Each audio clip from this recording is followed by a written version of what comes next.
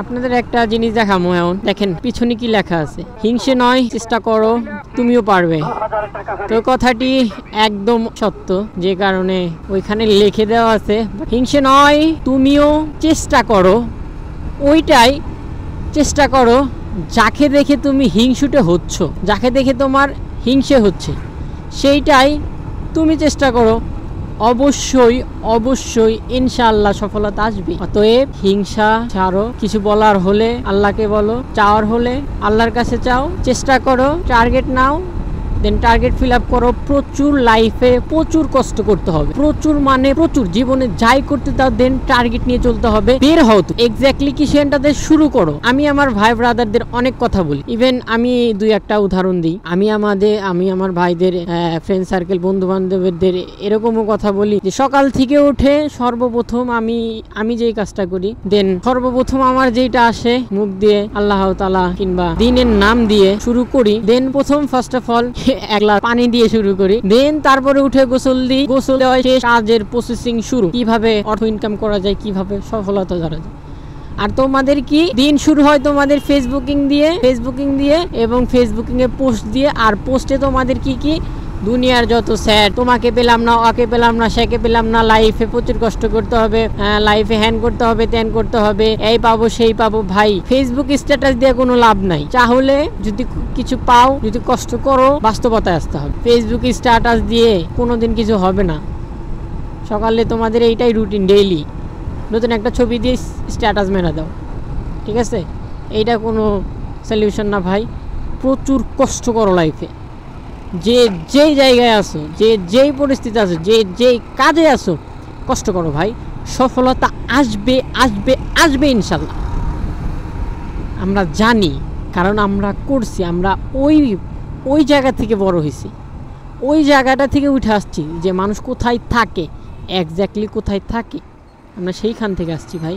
লাইফে প্রচুর কষ্ট করো, যে যেইখানে থাকো, যে যেই কাজে থাকো, সফলতা অর্জন করো, হিংসা নয়। এখন আমাদের থিওরি হয়ে গেছে যে সবার হিংসা, কেন ওর হইলো আমার হইলো না, ওর ভালো হইলো আমার কেন হইলো না।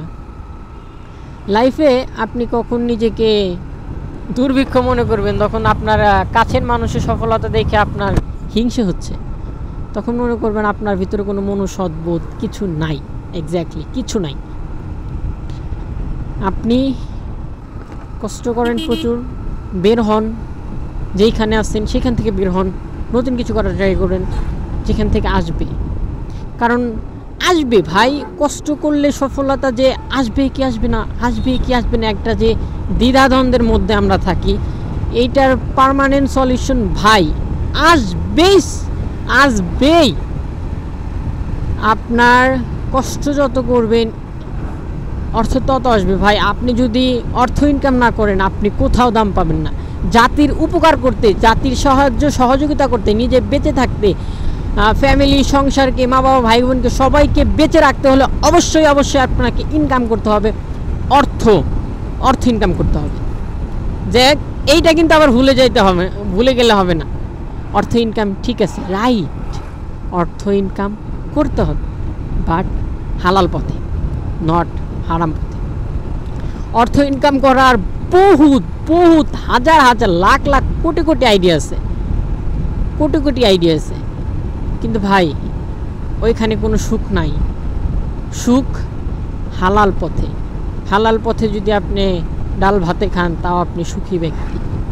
আর যদি দিন লক্ষ টাকা ইনকাম করে হারাম পথে, ভাই আপনার জীবনে কোনো সুখ নাই, শান্তি নাই। সেক্ষেত্রে আমি আবারও বলতেছি, হিংসা না করে চেষ্টা করুন, অবশ্যই পারবেন। যে যেই কাজে আছেন টার্গেট নিয়ে চলেন, সফলতা আসবে ইনশাল্লাহ। আর আমার কথা একটু জাস্ট আপনাদের সাথে একটু বক করলাম, তো নট কেউ কোনো খারাপ মাইন্ডে নিয়েন না। সো আল্লাহ হাফেজ।